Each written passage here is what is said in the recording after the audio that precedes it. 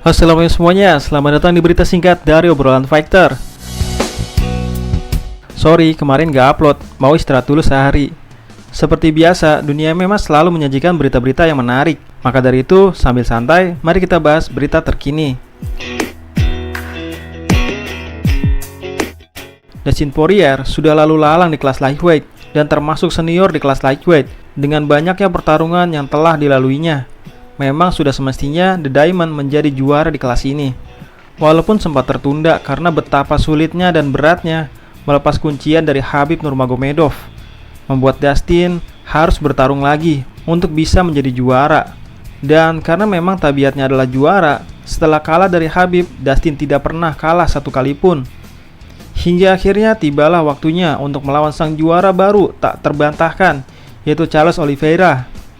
Tapi ketika Dustin ditanya komentarnya soal pertarungannya nanti dengan Charles Oliveira, rupanya The Diamond memberikan jawaban yang sangat mengejutkan, yaitu mengisyaratkan akan pensiun jika berhasil mengalahkan Charles Oliveira dan menjadi juara tak terbantahkan. Kata Dustin, bagi saya, menjadi juara dunia yang tak terbantahkan adalah tujuan saya sejak awal. Jika saya dapat mengukir sejarah itu artinya saya telah melakukan semua hal dalam olahraga MMA ini. Ya, kita lihat saja nanti. Saya mungkin akan pergi dari sini dan menjual saus pedas.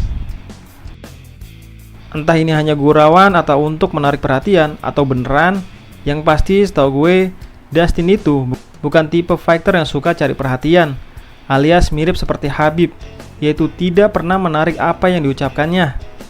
Menjadi juara lalu pensiun memang adalah langkah yang harus diambil seorang atlet jika ingin namanya akan terus baik.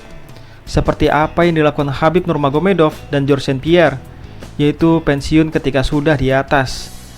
Dimana dulu Georges St. Pierre pensiun ketika sudah mendapatkan sabuk di dua divisi yang berbeda, dan Khabib pensiun ketika dirinya sudah meyakini dirinya akan menjadi the number one pound for pound. Walaupun terdengar terburu-buru karena usia Dustin baru 32 tahun, tapi Dustin lah yang lebih tahu tentang dirinya sendiri.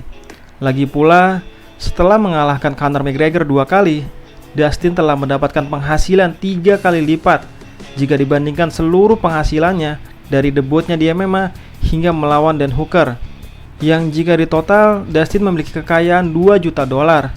Sedangkan setelah mengalahkan Conor McGregor 2 kali, kekayaan Dustin Poirier bertambah 6 juta dolar lebih.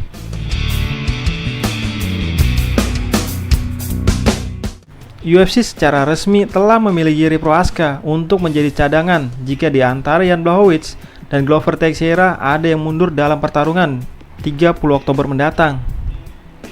Jiri Prochazka yang kini di ranking 2 kelas light heavyweight tentu menjadi nama yang paling digadang-gadangkan menjadi juara di kelas ini di masa depan, sehingga sangat layak menjadi cadangan dalam perebutan sabuk juara ini.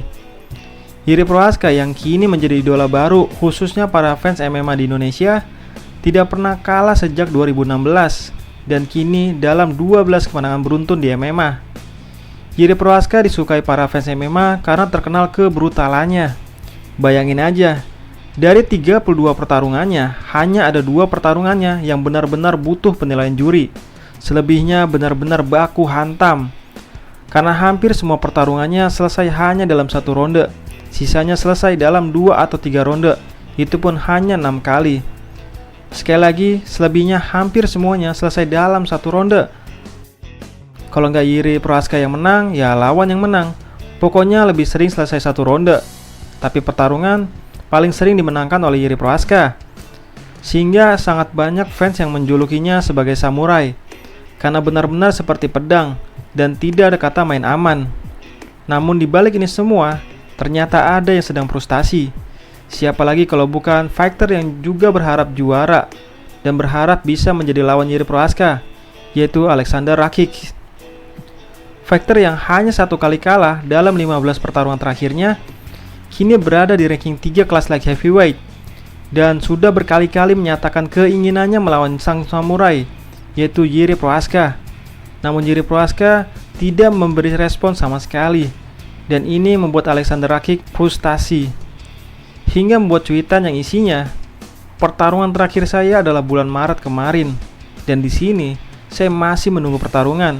Kita semua tahu pertarungan apa yang harus dilakukan. Anda menyebut diri Anda samurai, tapi Anda ingin penggemar UFC menunggu hingga 2022. Saya bebas dan siap kapan saja sepanjang tahun." Penyebutan samurai ini tentu yang dimaksud adalah Jiri Prochazka. Dan tentu, Alexander Rakic ingin bertarung di tahun ini dan merasa menunggu 2022 terlalu lama. Posisi Alexander Rakic sekarang memang membingungkan. Pasalnya, Alexander Rakic sangat ingin segera mendapatkan title shot dan tentu harus melawan fighter yang rankingnya di atasnya. Sedangkan hanya ada 3 nama fighter di atasnya, yaitu Jan Blachowicz, Glover Teixeira, dan Jiri Prochazka. Tapi ketiganya sibuk dengan UFC 267. Sehingga Alexander Rakic kehabisan lawan. Stipe Miocic rupanya membuat keputusan yang sangat mengejutkan dan sangat beresiko. Karena menurut Dana White, Stipe Miocic setuju untuk melawan Jon Jones.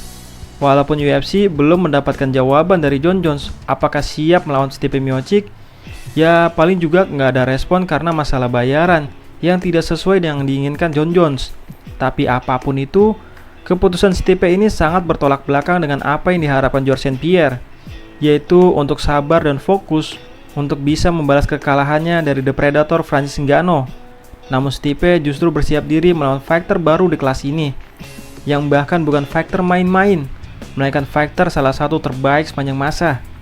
Tentu pertarungannya dengan Jon Jones akan menjadi pertaruhan nama besarnya sebagai fighter kelas heavyweight terbaik sepanjang masa. Dan jika Stipe Miocic kalah, maka fans makin melupakan dengan apa yang telah diraih Stipe Miocic. Sebagaimana para fans yang melupakan torehan besar dan bersejarah yang didapat Anderson Silva waktu itu. Bahkan fans pun mulai sedikit demi sedikit lupa kepada Stipe Miocic semenjak kalah dari Francis Ngannou. Namun rupanya Jon Jones memberikan respon dengan membuat cuitan pendek yang isinya juara di tahun 2022, yang seolah memberi tanda tidak akan melawan Stipe Miocic. Karena jika sampai kalah, maka akan semakin rumit perjalanan Jon Jones. Dan walaupun menang dari Stipe Miocic, perjalanan Jon Jones pun tetap aja rumit. Rumit karena adanya perebutan sabuk juara interim. Tentu setelah ini Francis Ngannou akan melawan pemenang antara Derrick Lewis dengan Ciryl Gane. Dan Jon Jones harus antri lagi. Dan makin rumit karena perseteruan antara manajer Francis Ngannou dan pihak UFC. Belum lagi Francis Ngannou yang ikut-ikutan minta bayaran tinggi. Jadi menurut teman-teman, Jon Jones bertarungnya kapan dan lawan siapa? Dan apakah benar Dustin Poirier akan pensiun? Lalu apa komentar teman-teman tentang atmosfer baru kelas light heavyweight? Silakan tulis di kolom komentar. Jangan lupa olahraga. Sekian dan terima kasih.